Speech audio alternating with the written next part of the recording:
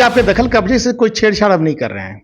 बशर्ते आपका दखल कब्जा नियमानुसार होना चाहिए, आप उसके लीगल दावेदार होने चाहिए और आपका उस पर कानूनी अधिकार होना चाहिए। नमस्कार, मेरा नाम राजेश है और आप लाइव सिटीज देख रहे हैं। बिहार में सरकारी आंकड़े हैं, जो आपराधिक घटनाएं होती हैं उसमें से ज़्यादा का मूल कारण भूमि विवाद रहता है। सरकार इस भूमि विवाद को अब समाप्त करना चाह रही है और इसके लिए जमीन का सर्वे कराया जा रहा है बिहार में। इस वक्त हम मौजूद हैं जमुई में और जमुई में हमारे साथ मौजूद हैं बंदोबस्त पदाधिकारी, जिला बंदोबस्त पदाधिकारी पवन कुमार सिन्हा, भारतीय प्रशासनिक सेवा के वरीय अधिकारी हैं और जमुई में बंदोबस्त पदाधिकारी हैं और ये सारा चीज़ देख रहे हैं, बहुत अनुभवी हैं। और आपको बता दें कि पवन कुमार सिन्हा सरकार की सलाहकार समिति में भी हैं इस मुद्दे को लेकर। हम बात करते हैं उनसे जमीन सर्वे को लेकर। सर, बहुत बहुत स्वागत live cities. Thank you sir. Live cities के सभी श्रोताओं को, दर्शकों को मेरा हार्दिक अभिनंदन और प्रणाम। सर, भूमि सर्वे सर चल रहा है, जमीन सर्वे बिहार में चल रहा है, क्यों चल रहा है सर? क्या कारण है, क्या आखिर हो गया जो भूमि सर्वे का जरूरत पड़ गई? देखिए, लास्ट जो सर्वेक्षण हुआ था वो बीटी एक्ट के जो 1885 में बना, 1888 से शुरू होकर के लगभग बिहार के अधिकांश जिलों में 1916 में और एक आध को छोड़ करके जहां 1921 में समाप्त हुआ। तो आप इसे समझ सकते हैं कि लगभग 110 से 120 साल पुराने रिकॉर्ड ऑफ राइट को क्रिएट किए हुए हो गए। इस बीच भूमि का हस्तांतरण कई पुश्तों में, कई पीढ़ियों में, कई माध्यमों से हुआ। कभी खरीद बिक्री के माध्यम से, कभी गिफ्ट के माध्यम से, कभी अन्य स्रोतों के माध्यम से और कभी इनहेरिटेंस के माध्यम से। तो अब ये समय आ गया है कि हम अपने रिकॉर्ड ऑफ राइट को दुरुस्त करें और चूंकि ये दुरुस्त नहीं है इसलिए कई तरह की भूमि की समस्याएं उत्पन्न हो रही हैं, भूमि विवाद उत्पन्न हो रहे हैं। तो इसका अस्थायी निराकरण, जब एक बार ये नया रिकॉर्ड ऑफ राइट क्रिएट हो जाएगा, नया खतियान बन जाएगा, तो भूमि विवादों पर स्वतः लगाम लग जाएगा। बताया जा रहा है सर कि जो भूमि विवाद दिख रहे हैं, मूल जड़ कार्यालय होता है अंचल का, वहाँ से ही ज़्यादा गड़बड़ियाँ देखने को मिली हैं। क्या लगता है सर, ये सर्वे में वो गड़बड़ियाँ फिर सामने नहीं आएगी उन कर्मियों के द्वारा? देखिए, अंचल कार्यालय में जो मुख्य गड़बड़ी जो हो रही है, मैं आपको बताऊं, मुझे कहने में थोड़ा परहेज नहीं है। दाखिल खारिज के मामलों में हम दाखिल तो कर रहे हैं, लेकिन खारिज जहां से होनी चाहिए जवाबंदी, वो नहीं हो रही है। तो इसका सीधा उपाय है कि जो दखल कब्जे में है और जिनके नाम पे अपडेटेड रसीद कट रही है, उनको हम स्वतः प्राइमा फेसी उनको हम उसका हक मानते हुए, उसका स्वामित्व मानते हुए आगे की कार्रवाई करेंगे। और जो ज़मीनें बहुत पहले बिक चुकी हैं और अभी हमारे वहाँ से खारिज नहीं हुई है, उनके पास ज़मीन का दखल कब्जा तो होगा नहीं। ऐसी परिस्थितियों में यदि वो दखल कब्जा का दावा करते भी हैं, तो हमारे पास तो कि 3 लेयर ऑफ फिल्टर है, एक कानूनों के लेवल पर, एक एसओ के लेवल पर, एक मेरे लेवल पर। उस तीनों कहीं ना कहीं फिल्ट्रेशन में उनको छान लिया जाएगा, उनमें कहीं कोई दिक्कत नहीं होगी। सर्वे का काम तो सर शुरू हो गया है और सबसे पहले सर इसमें कागजात की आवश्यकता होगी। क्या क्या कागजात जरूरी हैं जो लोगों को सही कर लेना चाहिए और वो चीज़ उनको देना पड़ेगा देखने के लिए? देखिए, ब्रॉड जो कैटेगरी है ज़मीन की, 2 ही कैटेगरी है, एक तो रैयती और एक सरकारी।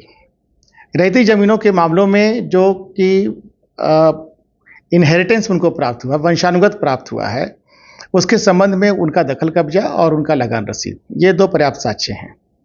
लेकिन यदि बीच में कहीं से किसी ने बेचा, किसी ने खरीदा, तो बेचने वाले का उसमें हक था कि नहीं बेचने का, ये देखना होगा। खरीदने वाले का अपडेटेड लगान रसीद कट रहा है कि नहीं, ये देखना होगा।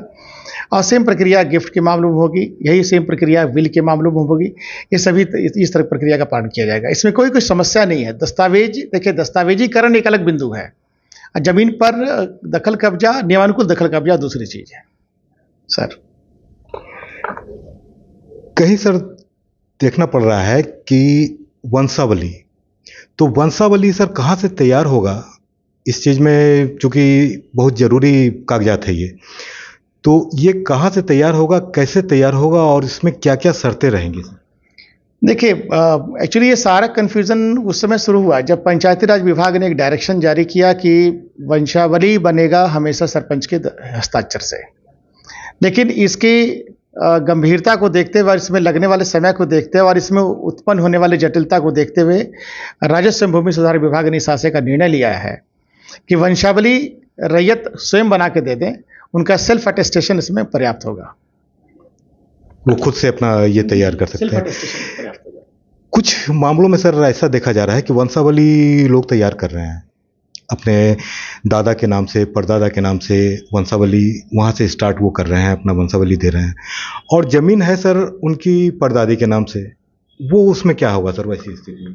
देखिए, वंशावली का जहां तक प्रश्न उठता है तो हम वंशावली क्यों मांग रहे हैं पहले इसको समझना होगा। हम वंशावली इसलिए मांग रहे हैं कि यदि वो खतियानी रैयत के वंशज हैं तो सबसे बड़ी बात तो है कि खतियान के खतियानधारी, सीएस खतियानधारी के समय से ही वंशावली आपको क्रिएट करनी पड़ेगी। पहली बात तो ये है।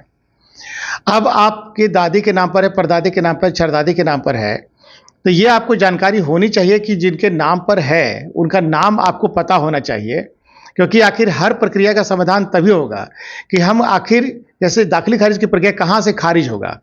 तो चूंकि पार्सल का जो कोई भी हम खसरा को पार्सल बोलते हैं तो पार्सल का एरिया तो डिफाइंड है, एरिया से बियॉन्ड तो हम जाएंगे नहीं। तो आप जो भी बंटवारा देंगे उसमें हम एरिया का मिलान करेंगे, और जहां तक आपत्ति की बात है जो आपके फरीकैन होंगे आपत्ति करेंगे उनका निस्तारण उनके दावे के अनुसार किया जाएगा, इसमें कोई दिक्कत नहीं है। बहुत जगह सर लोगों के मन में शंका है, लोग ये सोच रहे हैं कि कागजात अगर पूरी नहीं हो पाती है तो वो ज़मीन सरकार ले लेगी। क्या सर क्राइटेरिया है इसका? क्या कौन सी ज़मीन को सरकार लेगी और कौन पब्लिक के पास रह जाएगी? देखिए, पहली बात तो मैं बहुत स्पष्ट कर दूं, जो अभी चल रहा है सोशल मीडिया पर भी चल रहा है कि सरकार आपकी ज़मीन हड़पना चाहती है, ऐसा कुछ नहीं है। सरकार आपकी मदद कर रही है, सरकार आपके सहायता के लिए है। आपके दखल कब्जे से कोई छेड़छाड़ अब नहीं कर रहे हैं, बशर्ते आपका दखल कब्जा नियमानुसार होना चाहिए, आप उसके लीगल दावेदार होने चाहिए और आपका उस पर कानूनी अधिकार होना चाहिए। परेशान होने की बात नहीं, हम आपकी सहायता के लिए हैं कि जहाँ कहीं भी दस्तावेजों में कमी होगी सरकार उस पर विचार कर रही है, और तदनुरूप यदि हमें आवश्यक हुआ तो हम इसमें संशोधन भी करेंगे अपने दस्तावेजों में, अपने नियमों में। लोगों के पास सर कम से कम में क्या कागजात होना चाहिए ज़मीन? मैं तो अभी आपको बताया ना, जैसे रैयत से, खतियानी रैयत से हम क्या चाहेंगे, एक रसीद और दखल कब्जा, और बाकी यदि आप खरीदार हैं तो सेल डीड तो चाहिए, म्यूटेशन का पेपर चाहिए, दाखिली खारिज का साक्ष्य चाहिए, उसका रसीद चाहिए। इसी तरह गिफ्ट है तो गिफ्ट का पेपर चाहिए, उसका दाखिली खारिज का साक्ष्य चाहिए, रसीद चाहिए। सिमिलरली विल है तो विल का प्रोवेट चाहिए, उसका सेम उसके नाम पे उसका रसीद कटा होना चाहिए। ये तो सिंपल सा थ्योरी है इसमें। कुछ ज़मीनें हैं सर 100 साल पुरानी हैं, और अब जनरेशन चूँकि बदल गया, 3 पुश्त 4 पुश्त बीत गए। कुछ कागजात जो कि बाहर भी लोग रहे लौट करके आ रहे हैं, कागजात उनको मिल नहीं रहे हैं, लेकिन उनका दखल कब्जा है। वैसी स्थिति में क्या होगा? कोई इशू नहीं है।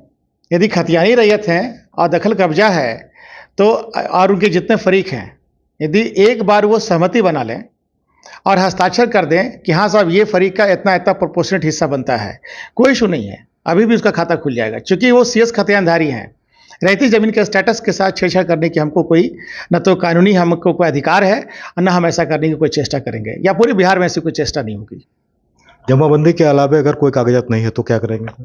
जमाबंदी अपने आप में पर्याप्त साक्ष्य, उसका रसीद कट रहा है। जमाबंदी का मतलब हुआ सर रसीद कट रहा है, जमाबंदी होने का मतलब सर रसीद कट रहा है, वो पर्याप्त साक्ष्य है यदि किसी खतियानधारी के लिए। इससे बड़ा साक्ष्य क्या चाहिए?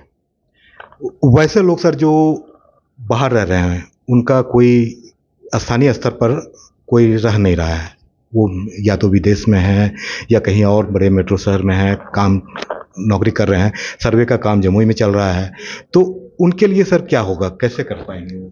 देखिए, सामान्य तौर पे जो माइग्रेशन है, पलायन है, बड़े लोगों का है, इसमें कहीं कोई दो राय नहीं है, और उनकी ज़मीन कोई ना कोई यहाँ जोत कोड़ कर रहा है, और जो भी बड़े लोग हैं उनके पास साक्ष्य है, पेपर है, सब कुछ है, रसीद भी उनकी अपडेटेड चूंकि ऑनलाइन है। जो बाहर रह रहे हैं वो स्मार्ट है, वो रसीद कटवा रहे हैं। मेरा बस उनसे अनुरोध होगा कि चूंकि सरकार के भू समाधान पोर्टल पर, भू सर्वेक्षण पोर्टल पर आपको आपके दस्तावेज अपलोड करने की पूरी सुविधा है, आप इसका उपयोग कीजिए। आप कहीं भी बसे हो, इंग्लैंड में हो, अमेरिका में हो, कनाडा में हो, दिल्ली में हो, मद्रास में हो, कहीं पर भी बसे हो, आप इस भू समाधान पोर्टल का उपयोग करके अपने दस्तावेजों को अपलोड कर दीजिए। पहला काम तो आपसे अनुरोध यही होगा। प्रपत्र 2 और 3 एक आप उस पर अपलोड कर दीजिए विथ डॉक्यूमेंट्स। और आपका जो जमीन यहाँ जोत रहा है, क्योंकि जमीन तो आप किसी के न किसी के माध्यम से जोत कोड़ करवा रहे हैं, उसकी फसल का उपयोग आप कर रहे हैं, चाहे मनी बटाई के रूप में ले रहे हो, चाहे जिस रूप में ले रहे हो, तो उनको केवल एक निर्देश दीजिए कि जब हमारे विशेष सर्वेक्षण सरजमीन पर पैर रखें तो आपकी ज़मीन की चौहद्दी हमको भली भांति दिखा सकें, उसकी सीमाओं को दिखा सकें, ताकि हम चौहद्दी का निर्धारण सही सही कर सकें। मेरा सभी माइग्रेटेड हमारे रैयतों से, हमारे सभी भूस्वामी से अनुरोध यही है कि वो सरकार के पोर्टल का सदुपयोग करें और अपने यहाँ जो उनके नुमाइंदे यहाँ पर खेती बाड़ी कर रहे हैं, उनको बस इतना ही मार्गदर्शन दीजिए कि वो सरजमीन पर पैर रख करके हमारे सर्वेक्षण कार्य में अपेक्षित सहयोग प्रदान करें। किसी के साथ कोई अनजस्टिस नहीं होगा, अन्याय नहीं होगा, और हम बहुत स्पष्ट करते हैं कि हम आपकी सुविधा के लिए हैं, आपको परेशान करने की हमारी नीयत कतई नहीं है, और हम आपके हर समस्या का निराकरण करने के लिए तत्पर हैं। वैसे लोगों का सर क्या होगा जिन्हें पर्ची पर ज़मीन मिला है? सर देखिए, पर्चे की ज़मीन का सामान्य तौर पर आपवादिक स्थितियों को छोड़कर अंचलाधिकारियों ने ऐसे बंदोबस्तधारियों की सूची सरकार के वेबसाइट पर अपलोड की है। पहले तो हम उसकी सहायता लेंगे और उसमें स्पष्ट कर देंगे कि यह ज़मीन बंदोबस्ती के माध्यम से प्राप्त है, क्योंकि जैसा कि सभी को मालूम है, बंदोबस्ती की ज़मीन अहस्तांतरणीय होती है। ये इसका रिकॉर्ड ऑफ राइट ट्रांसफ़र हो सकता है, लेकिन उसको बेचा नहीं जा सकता। इसके बावजूद यदि हमारे सीओ के स्तर से कि ऐसी कुछ बंदोबस्ती की ज़मीनें जिसको वो अपलोड नहीं किए होंगे और रैयत यदि ऑन स्पॉट दिखाता है, तो उसकी जेनेटिक को सीओ से चेक करा करके हम उसके नाम पर उसका खाता खोलेंगे, परंतु उसमें बंदोबस्ती दर्ज कर देंगे ताकि वो भविष्य में इसको बेचा नहीं जा सके। सर वैसे लोगों का सर इस सर्वे में क्या होगा जो सरकारी ज़मीन पर रह रहे हैं, कॉलोनी बना करके रह रहे हैं, जो गरीब तबके के लोग हैं, वो लोगों के लिए सर क्या कहना चाहेंगे? देखिए, इसमें जैसा मैंने आपको पहले भी कहा कि सरकार के तकनीकी मार्गदर्शिका में, मार्वल में और FAQ में फ्रीक्वेंटली आस्क्ड क्वेश्चंस के जो बुकलेट है उसमें बहुत स्पष्ट है। सरकार की ज़मीन पर यदि कोई घर बना कर रह रहा है, और ये व्यवस्था CS खतियान के समय भी थी, यदि गैरमजरूर वाली ज़मीन में कोई घर बना कर रह रहा है तो ऐसे ज़मीनों को बेलगान व्यवस्था CS खतियान के समय भी थी, यदि गैरमजरूर वाली ज़मीन में कोई घर बना कर रह रहा है तो ऐसे ज़मीनों को बेलगान घोषित किया गया था और उसमें मकान में सहन लिखा गया था और बकब्जे फल्ला लिखा गया था। वही व्यवस्था इस बार भी सरकार ने की है। यदि सरकारी ज़मीन पर कोई घर बना कर रह रहे हैं या पूरी कॉलोनी बसी हुई है, पूरा का पूरा आवासीय क्षेत्र बसा हुआ है, तो रैयत का नाम सरकारी लिखा जाएगा, गैरमजरूर मालिक, और उसमें कब्जाधारी में उनका नाम लिखा जाएगा। उसमें हम अवैध कब्जाधारी नहीं लिखेंगे, मेरी बात समझिएगा, उसमें कब्जाधारी का नाम केवल देंगे। ये स्थिति है, यही स्पष्ट डायरेक्शन सरकार का। वैसे लोगों को सर अंत में ये सवाल है सर कि वैसे लोगों को क्या संदेश सर देना चाहेंगे या कुछ कहना चाहेंगे कि जो काफ़ी घबराए हुए हैं इस सर्वे को लेकर के कि क्या होगा, कैसे होगा, नहीं होगा? देखिए, मेरा तो स्पष्ट विनम्र अनुरोध है हमारे सभी भूस्वामी से और रैयत से कि इसमें घबराने की कौन सी बात है। ज़मीन आप दखल करके, जो ज़मीन आपके दखल कब्जे में है, आप जोत कोड़ कर रहे हैं, उस फसल का सदुपयोग कर रहे हैं, ज़मीन की खरीद बिक्री भी कर रहे हैं। हम केवल जो विगत 120 सालों से जो प्रक्रिया लंबित है, जिसको कि हर 10 साल पे कंटिन्यूस प्रोसेस में होना चाहिए था, उसको आज नए सिरे से प्रारंभ करके भविष्य के लिए हम इसको सुचारू करना चाहते हैं। ये इसलिए भी ज़रूरी है जब एक बार रिकॉर्ड ऑफ राइट दुरुस्त हो जाएगा, क्योंकि आज मैं बताऊं कि जौबंदी हमारी लगभग 30 से 35% मृत व्यक्तियों के नाम पे चल रही है, जो कि उचित नहीं है। वो उन रैयतों के लिए उचित नहीं है जो कि इसके फसल को जोत कोड़ कर रहे हैं। एक बार रिकॉर्ड ऑफ राइट हमारा दुरुस्त हो जाएगा तो इसका भविष्य में फ़ायदा सुनिए कि जैसे ही हम ज़मीन को बेचेंगे, न केवल रिकॉर्ड ऑफ राइट दुरुस्त होगा बल्कि मैप भी ऑटोमेटिकली चेंज हो जाएगा। तो ये एक जो कंपोजिट हमारे पास इंफॉर्मेशन होगा उसके लिए बहुत ज़रूरी है। और चूँकि बदलते परिवेश में और जब हर आदमी के हाथ में तकनीक है, तो उस तकनीक का सदुपयोग करने के लिए सरकार तत्पर है। हर बार जो हम खतियान निकालने के लिए अभिलेखागार दौड़ते हैं, अंचल कार्यालय के चक्कर लगाते हैं, उससे भी मुक्ति मिलेगी। और चूँकि हम हर खतियानदारी को LPM लैंड पार्सल मैप भी दे रहे हैं और उसका जो खानापुरी पर्चा भी देंगे। और फाइनली जो हम 21 में जो हम ROR जो रिकॉर्ड ऑफ राइट पब्लिश करेंगे, उसकी कॉपी भी हर रैयत को सर्कुलेट करेंगे। तो भविष्य के लिए, बहुत उज्जवल भविष्य को तैयार करने के लिए और भविष्य में होने वाली या जो भी आज वर्तमान में भू समस्याएँ हैं, भू विवाद हैं, उस पर उसके अस्थायी समाधान, उस पर अस्थायी रोक के लिए ये सर्वेक्षण अनिवार्य है। इसमें सभी को बढ़ चढ़ के सहयोग करना चाहिए। और हमारा तो सभी जो प्रवासी भाई हमारे हैं, उनसे मेरा अनुरोध है कि एक बार इसी बहाने आप अपनी ज़मीन पे, अपनी माटी के खुशबू को आप लीजिए और हमारा सहयोग कीजिए। हम आपको कभी निराश नहीं होने देंगे। बहुत बहुत धन्यवाद। धन्यवाद सर। तो सुना आपने, ये थे हमारे साथ बंदोबस्त पदाधिकारी पवन कुमार सिन्हा, विस्तार से बताया, सारी चीज़ों को बताया। कुछ चीज़ें आपके दिमाग में और सवाल चल रहा हो तो कमेंट बॉक्स में ज़रूर बताइएगा। हम फिर से प्रयास करेंगे आपकी जो शंकाएं हैं उन्हें दूर कर दें और सर के माध्यम से आप तक पहुंचाएं। तो बने रहिए हमारे साथ, देखते रहिए लाइव सिटीज़। अगर अब तक आपने चैनल को सब्सक्राइब नहीं किया है तो सब्सक्राइब कर लें। फेसबुक पर अगर आप वीडियो को देख रहे हैं तो पेज को जरूर लाइक कर दें। धन्यवाद।